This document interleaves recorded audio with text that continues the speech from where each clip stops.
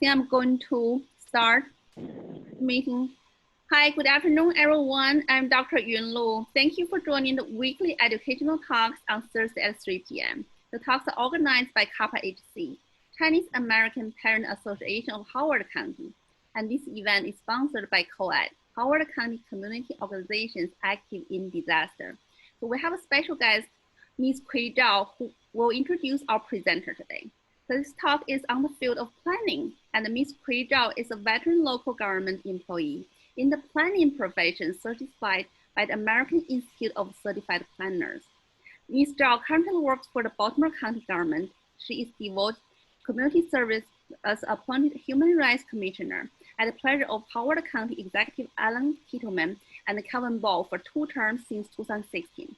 Ms. Zhao served on the Maryland Governor O'Malley's Commission on Asian Pacific American Affairs for 2 terms between 2007 and 2015. Welcome, Ms. Zhao. Thank you very much, Dr. Yun Lu. Hi, this is good afternoon. This is Kui Zhao. It's my honor to introduce Chris Davis. Chris and I are proud alumni of School of Architecture, Planning, and Preservation at the University of Maryland at College Park. We have been colleagues since 2016. Chris has experience in land use planning, farmland conservation, historical preservation, commercial revitalization, and demographic analysis. Chris is among the best employees in the Baltimore County Department of Planning, striving for core values and professional integrity. At the Ethics for Planners webinar for certified planners last week, presenters stressed educating high school and college students to be aware of the planning profession. So here we are. Welcome, Chris. Hi, can everyone hear me? Yes. Okay, all right, thank you. Good afternoon, everyone. First, I would like to thank Dr. Yun Lu and the Kappa and my great friend Kui Zhao for the introduction. It's a pleasure to be with you and be a part of your great events of these Thursday afternoon talks. And I am honored to share with you some information on the planning field. If you don't know a lot about the profession, hopefully by the end of today's talk, you'll have a better understanding of what planning is and what planners do, and the service that we try to offer to communities throughout the country and the world. So without further ado, I guess, is it okay if I share my screen, or is it already shared? Yeah, sure. Please share your screen, yeah. Okay. Okay, can you see my screen? Started screen sharing. I think it may take a while for it to show up. I can see that. Yes, Chris. Started screen sharing. Yeah, now I can see it. Okay, great. So, we can start. So the title of our talk is Seeing Tomorrow. And the emphasis behind that title really goes to the chief work that planners do, and thinking about the vision of a certain goal. And specifically, when we talk about planning, it's really about formulating a vision for the future and establishing steps to make the vision a reality. And that's more so just acknowledging that conditions and places always change, and we want to try to make the future the best that it can be. And now in planning, the professional field of planning, there are many different subsets and areas, specializations of the field, which can include land use, transportation, demographic analysis, health planning, which is an emerging field within our profession as well. So there are a lot of different subtopics within the overall field of planning. And when we're talking specifically about communities in the built environment, planning is the vision for what we want communities to be like in the future. Just to give you a little more background on the field itself, I've included this video, this short video that I would like to play that will give you a little subset into what we do as planners. So. What is urban planning? That's a simple question, but it has a complicated answer. The word plan is fairly common in the English language. If you ask somebody about their plans for the weekend, for instance, you can expect an answer and reply, even if that person you asked hadn't planned a response. A different kind of planning, frequently discussed in the news and government, is a lot harder to describe. You've probably heard some or all of these terms used before. Urban planning, community planning, city planning, regional planning. There are also climate action plans, capital investment plans, transportation plans, and strategic plans. There are so many kinds of plans, it can be hard to tell them apart. It gets even more confusing when engineers, architects, or politicians, not planners, are making some of those plans. It's okay if your understanding of planning drops off somewhere between weekend plans and urban plans. I'm here to help. So what is urban planning? There is a specific professional field known as planning. You can get a degree in planning and then get hired to a job as a planner. Planners can get professionally certified and earn a graduate degree in planning. Professional planners spend their days writing and implementing plans. So let's say that one of the definitions of planning is work done by planners, but that's obviously a bit too simplistic. All of these varieties of planning have one thing in common: preparing for the future. Other professions do it too, but preparing for the future is the primary motivation of urban planners. How will people get around in the future? Where will people live in the future? How will all of the systems required to support those people, electrical grids, sewers, and the water supply, fit into the city? These are all questions that planners are working to answer using tools and policies specific to the field of planning. The numerous considerations raised by those questions again reintroduce the possibility of architects, engineers, and politicians doing some of the planning. So where does urban planning fit in all these different kinds of planning? The complete planning for the future creates a need for an intermediary between different communities and related professional fields. And their fundamental intersectionality is one of the ways that urban planners distinguish themselves from these other professions. You'll often hear planners say that they are professional generalists or that they wear many hats. Planners are like a Swiss Army knife in the city building process, which is another reason planners are sometimes confused with engineers, architects, or politicians. Given their flexibility, another one of the most important roles for planners is engaging with the public. Planning for the future in today's complex world means addressing the hopes and ambitions of a diverse collection of humans. Workers of all varieties, residents who live in all sorts of homes and in all kinds of household arrangements, and communities and cultures originating from all over the world. Planners are the first to gather feedback from the public to inform a comprehensive vision of the future. The next step in the planning process is synthesizing all that information and communicating a vision of the future for approval by a governing body, like a city council or a county board of supervisors. The approval process can be intensely political, so planning is also fundamentally political. In many cities, planners will also manage the implementation of that approved vision by enforcing the legal tools of planning, usually known as zoning codes. There is a clear distinction between the process of planning for a city's future and the process of implementing that vision. But planners will be involved in both to ensure the city evolves as planned. Another way to understand planning is by studying the way the field has changed throughout history and how that evolution is reflected in the world of today. From history had the opportunity to plan cities from scratch, like Pierre Charles L'Enfant in Washington, D.C., Daniel Burnham in Chicago, or George Eugene Haussmann in Paris. Other very powerful men from the 20th century, like Robert Moses and Le Corbusier, transformed entire neighborhoods and cities to fit their preferred model. And yes, in the past, it was mostly men doing the planning. After zoning codes gained popularity in the early 20th century, planners began to focus almost entirely on land use, and planning began to mean the process of deciding where to locate residential, office, retail, and industrial uses in new and existing cities. The desire to separate residential uses from noxious industrial uses Enabled by the mass production of the automobile and a massive government program to build interstate highways, represents a significant step toward creating the mostly suburban and sprawling country we live in today. In the 21st century, planning is much more grassroots in orientation, inspired by the writings of Jane Jacobs, among others, and enshrined in legal and political tools designed to protect the interests and values of local residents, businesses, and communities. The term urban planning rather than city planning has become more popular as the public has taken a renewed interest in cities and as the environmental and economic consequences of the 20th century model of planning have become apparent. To this day, numerous debates contest the future of urban planning, and planning continues to evolve as a result.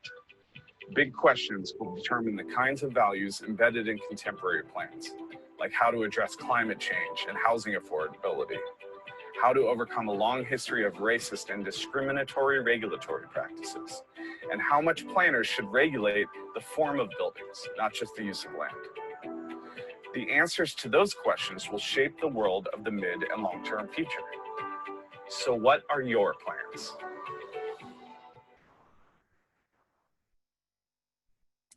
Okay, so that video is via a website called Plentizen, which is a very prominent planning organization that looks at urban planning and different levels of planning.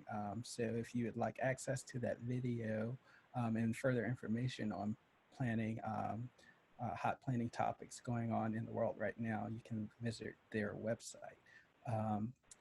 So just moving on to the next slide. So I thought it might be interesting to give you a local example of planning. And one of the kind of very notorious planned communities ever in the history of planning is Columbia, Maryland, right here in our own Howard County. It was developed by a gentleman named James Rouse, if you're not familiar with him. And he was a kind of avant-garde real estate developer among many other professions that he had. And he had a vision for a new city in Maryland, in Howard County. And it was really marketed as a new city in between the two major cities of Washington, D.C. and Baltimore. And you can see in this photo here, here is one of his early meetings for the planning of Columbia. And one of the reasons that Columbia stood out from other planned communities before it was that Jim Rouse really had a vision for making the planning process interdisciplinary. So prior to this time, planning was largely a profession driven by technical experts in the fields of architecture and engineering, landscape architecture, and the design fields. But one of the ways in which the planning field has changed is it has involved a lot of different professions outside those design professions, such as anthropology and psychology and sociology, a lot of the humanity backgrounds as well. And one of the things that Jim Rouse did was not only did he bring in engineers and designers to help him create this new community of Columbia, but he also brought in teachers and psychologists and people from other different backgrounds to get their inputs on what would make a great city, trying to bring in components that would make a great city. And that is one of the distinguishing factors that made Columbia different from other planned communities. So I just put together a collection of images to show you what the result of great planning does in transforming a place over time. The difference between actually having a vision for a certain community or certain space and rather than it just naturally developing piece by piece, one property at a time. So this picture is from the 1960s. And of course, Jim Rouse had this idea of Columbia centered around a downtown town center. And this image is a picture of the clearing of downtown. You'll see here to the right is Lake Kittamukundi.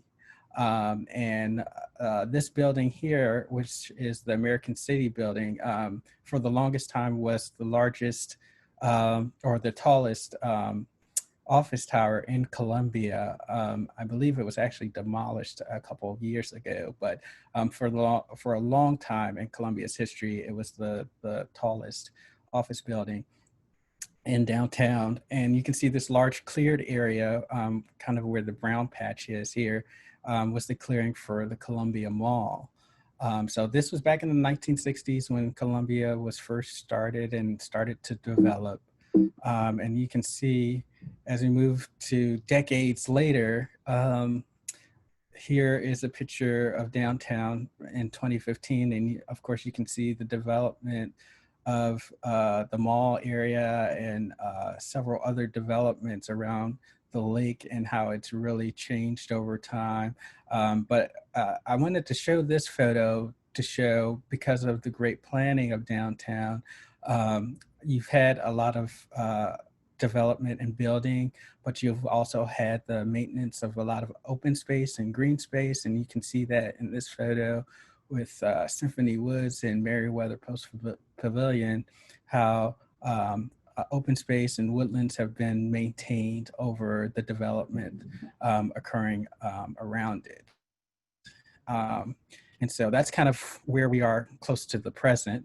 We've moved a couple of years beyond that. But even into the future with the plans for downtown Columbia, there are going to be a few more developments. And I'm sure if you've been in downtown recently, you've seen how vast the development has been occurring over the last few years and will continue probably into the next decade.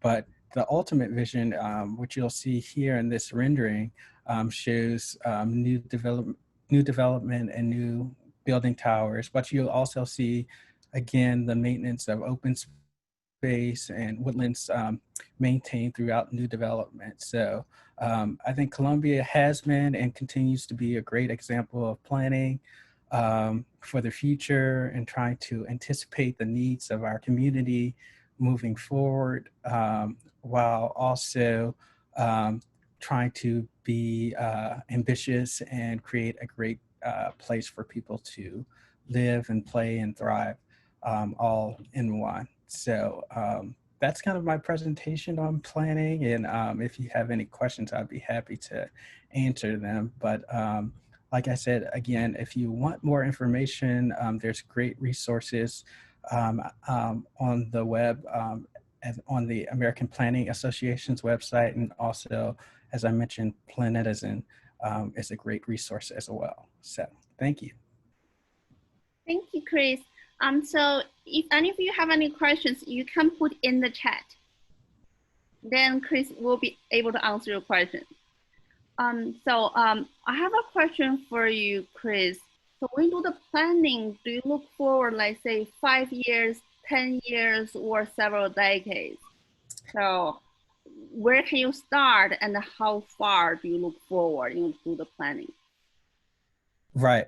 That's a great question. So typically we have different levels of plans, which focus on different geographic areas and geographic levels. We have small area plans, which focus on small communities, and that can scale up all the way to the county level or regional level, which most counties have. And typically their planning program is typically a 10 to 30 year outlook into the future. But it ranges based off what's the focus of the plan. If it's land use or economic development or the development of a specific project, it can range, but we typically range from 10 years to 30 years to give ourselves an outlook for the plan to progress over time and for us to make adjustments to the plan throughout. So it just varies based off what the topic is for the plan and what the focus is for the plan. I see. So typically range from 10 years to 30 years. Yeah, that's a typical range, yeah, I would say. Yeah. And then I have another question. So when you do the planning, is that by county or do you work together across county, have like an inter-county or even interstate to have a larger scale planning? Yes, so it can range actually. In Maryland, most planning happens at the local level, and the state has designated each county with kind of land use authority to create their own vision and own plans for their own communities. But in other states, it ranges from different levels. So, for example, in New Jersey, most land use and planning happens at the township level, which is even smaller than the county level, and they have many different towns throughout the state of New Jersey that work on their own land development and land planning initiatives and regulations. So it can vary from different parts of the country and what jurisdiction or what authority has been given to each level of government and governance. So, but in Maryland, it's typically happening at the county level. Yeah, and I know that for Howard County, we have many neighbors, right? So if we have planning for a location that's close to border, so I wonder that whether we will need to at least have some information about our neighboring counties' development. Yeah, right? Absolutely. And I think the county does a great job of trying to coordinate with our neighbors to make sure that our projects and our planning coincides as best as possible with our neighbors to make the planning process a little more seamless and a little more collaborative, which is really important for us as planners. It's stressed to us as a profession that we be inclusive of all different types of stakeholders, including our government partners, in order to facilitate the best plans possible. So if Howard County, or let's just say for instance, one county only planned for themselves and didn't take into account what was going on in a neighboring county, it could be an adverse impact on them. Let's say if they were planning a new road that continued into the neighboring county and the county didn't want to accept that road, that would be an issue for transportation networks for people to move in and out of the county. So on things like that, it's really important for the county to work with its neighboring partners and other government institutions and agencies like State Highway Administration and entities like that to make all our plans, our planning projects, the best that they can be. Another question I have is, what is the impact of technology on how you do planning? I can realize that prior to computer age, that people may need to draw, use their hand, right? Or build models like miniature buildings. But nowadays, with the development of modern technology, probably you can use computer and software design. So what have you seen as the major impact of technology on planning? Oh, well, I think technology has been a significant impact on the field of planning. Like you mentioned, most plans, particularly like if we're talking about Columbia, were done on by hand in drawings. I think as you saw in one of the photos, a lot of them were paper drawings, and a lot of skill draftsman work went into those. But a lot of that has transitioned onto digital platforms now. And one of the main computer softwares that planners use is a system called Geographic Information Systems, known as GIS, which allows us to map different geographic areas, not only is it more kind of efficient, and you don't have to draw everything by hand, and the time-consuming process that can be. But the software also allows us to do multiple analysis on geographic areas, and we can input different data sets into this software for us to allow us to do analysis. And so that helps us with the formulation of our plans, deciding where things should go in certain communities, and it just helps us streamline our planning process. So technology's had a dramatic effect on planning, and it continues to, you know, as we enter kind of the information sharing age, and the development of so many web-based apps and smartphone apps, that gives us so much more data to analyze and implement into future planning. So it allows us to see where people go, where they move, what time, and it helps us to kind of coordinate our plans for the future in terms of transportation, what types of places that people like to go to, and it really just helps us in making better decisions for the future. And for us as residents of Howard County, or what suggestions do you have for us? How can we make input in the planning stage? Because I understand that as a planner, you need to plan ahead for 10 or 30 years.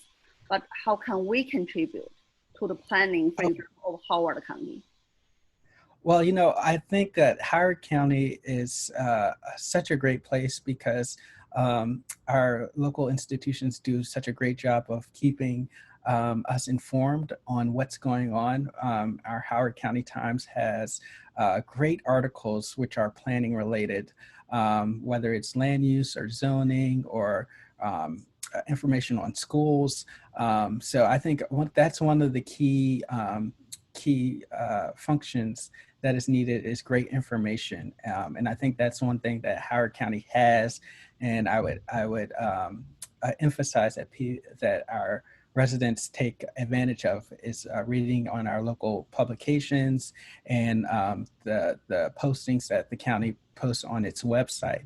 I know one of the recent initiatives that the county was doing was something called a planning academy course that I think the Department of Planning and Zoning was coordinating to help educate the public on land use and zoning matters and its importance. And I'm not sure if that program is still going or just in recess right now, but I know it was a program that was initiated a couple of years ago, and it seemed to be fairly successful. So I know the county is working hard to continue to have our residents stay well informed on what's going on related to planning and zoning.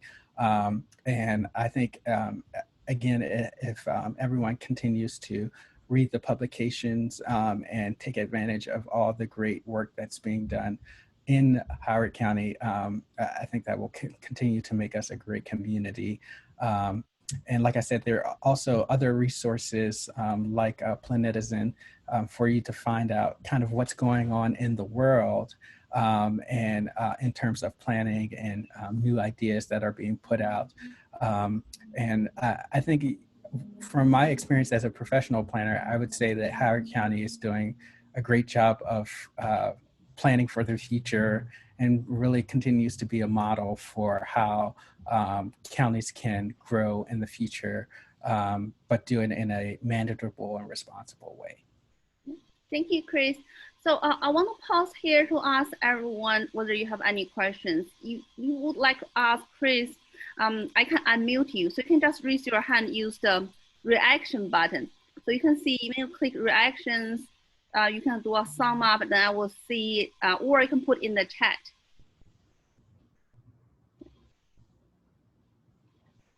Okay, so while waiting for other questions, Chris, I have a question for you about school planning regarding schools. Because in Howard County, you can see that because we have excellent school system, there are many, many people moving into Howard County. Actually, I am one of them. So one question that the residents have been asking is, whether when the government do planning, they can take into consideration of school, whether they can like plan a school in certain location. Is that possible to do that? Yes, actually, most jurisdictions, most school boards have their own divisions of planning that look at the planning of the school system just on its own.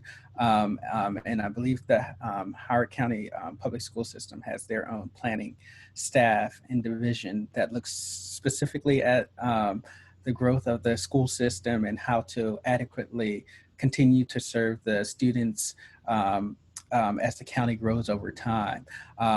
The challenge that we have in school planning is that we work off of assumptions on how the population is going to grow. And that certain trends that have been established are going to continue over time. So the big challenge comes is when we have disruption to our assumptions, and for one reason or another, changes in the change in the population happens, which we are a part of our assumptions, and so sometimes we have to make major adjustments when those population jumps happen. And I think one of the issues that's happened in Howard County is our school system has been so successful that we've had a hard time just continue to grow and keep up with that demand. And so a lot of the issues around redistricting and increasing school capacity come from really, which is unique, I would say, compared to other areas of the country, is our school system has just been so successful, right? And land area wise, we are limited on the amount of land that we can continue to develop and from what's called greenfield development, basically land that hasn't been developed at all. So we face certain challenges in how we can grow outward. And so a lot of it has to be focused on how we deal with existing development, and if there are opportunities to redevelop old properties or increase school sites where they already exist. So it's a big challenge, and I would say a lot of it just comes from the fact that Howard County is such a high demand area, and people continue to want to come here. And so it's a unique challenge, but I would say that planners are always there to continue to try to improve the conditions of the community. And I think as we move forward, you'll see that the school system will adjust to the increased demand. Yeah. It is indeed a very important job. It has a huge impact on our local residents and the development of the county. Yeah. So I know that Kui is experienced planner. So I know you're on mute, so I want to know whether Kui, you have any comments.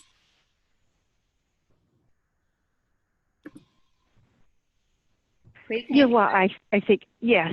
Hi, good afternoon again. I think Chris did a great job by using the Plentizen video to summarize the planning profession that is highly interdisciplinary and also not apolitical, which means it's very highly political as well. And also it's a legal, we have to deal with a lot of legal matters on a daily basis, pretty much, especially Chris's division that is called the Division of Development Review.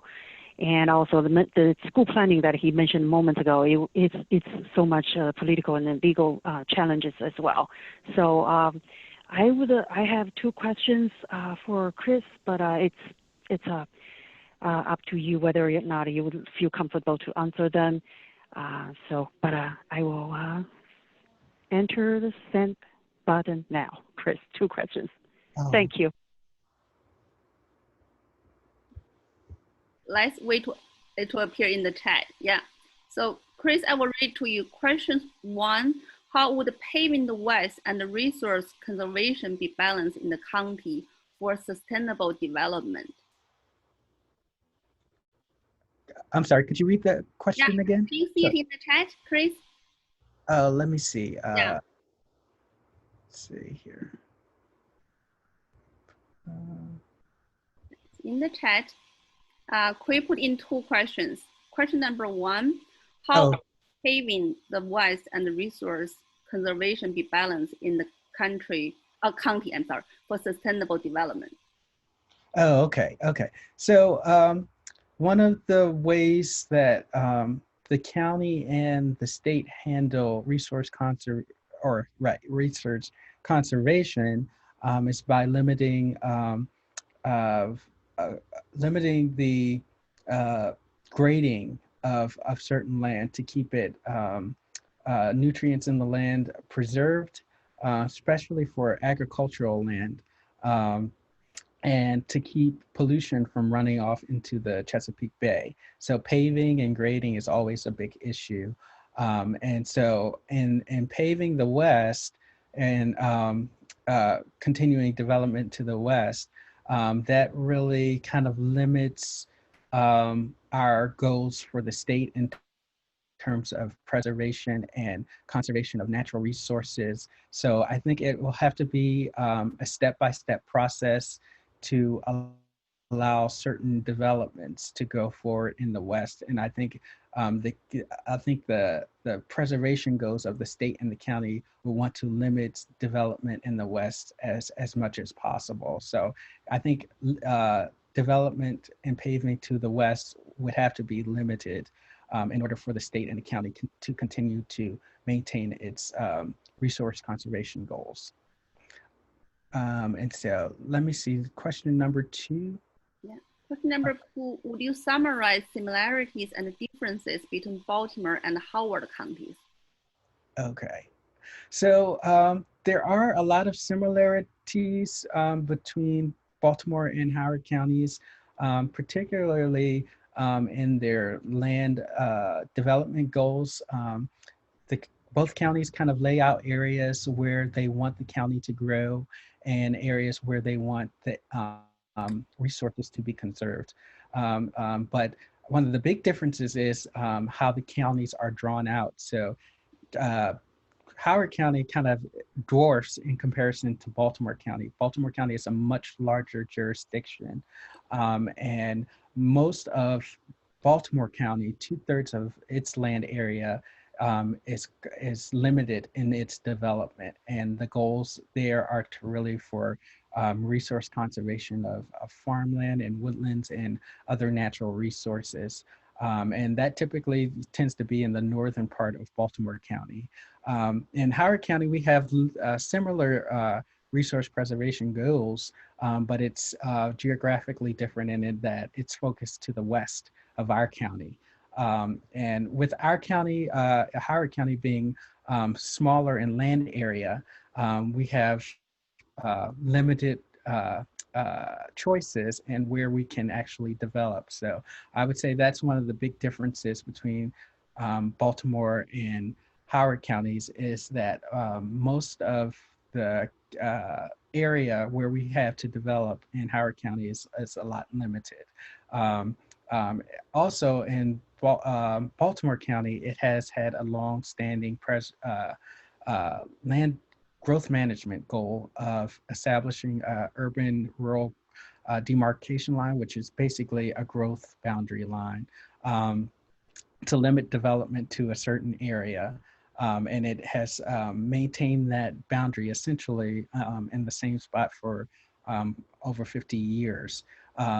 So Howard County has a similar growth management strategy, but it's not codified in the same way that Baltimore County has. And Baltimore County was really a leader in growth management 50 years ago when it established that growth boundary. And a lot of different jurisdictions, including most of the jurisdictions in the state, have taken their preservation goals from what Baltimore County did a long time ago. So at Howard County, we have a much smaller geography, so we have to be very thoughtful about where we plan for the future and what our goals should be in particular areas. But I think both counties try to do a great job of balancing their preservation and growth goals in context to their particular geographies. Thank you, Chris. Craig, has Chris answered your questions, or do you have any additional questions? You can put in the chat, or I can unmute you. Either will be okay.